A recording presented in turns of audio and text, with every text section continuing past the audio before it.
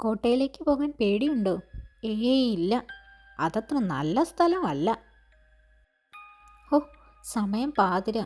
നമ്മൾ സന്ധ്യയ്ക്ക് പുറപ്പെട്ടതല്ലേ. അതിശയം തന്നെ, ഇത്ര ദൂരം പോന്നതായി തോന്നുന്നതേയില്ല. സൂക്ഷിക്കണേ മക്കളെ. മരം കൂച്ചുന്ന തണുപ്പ്, വിളറിയ നിലാവ്, ഭീകരമായ നിശബ്ദത. പേടിക്കാതെ ഡെല്ല, അവന് ഭ്രാന്തായെന്ന് തോന്നുന്നു. ഹേയ് ഫ്രെഡ്, നിൽക്ക്. എൻ്റെ ഭാഗ്യനക്ഷത്രമേ, ഇതാ ഞാൻ വരുന്നു.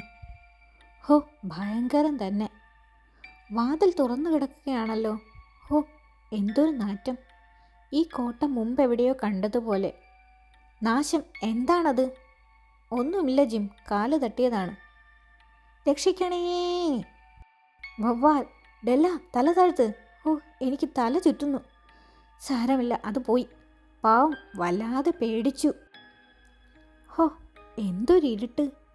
ഡെല്ലയും ജിമ്മും എവിടെ? അയ്യോ, എന്താണത്? ആശ്വാസം, കാലൊടിഞ്ഞില്ല.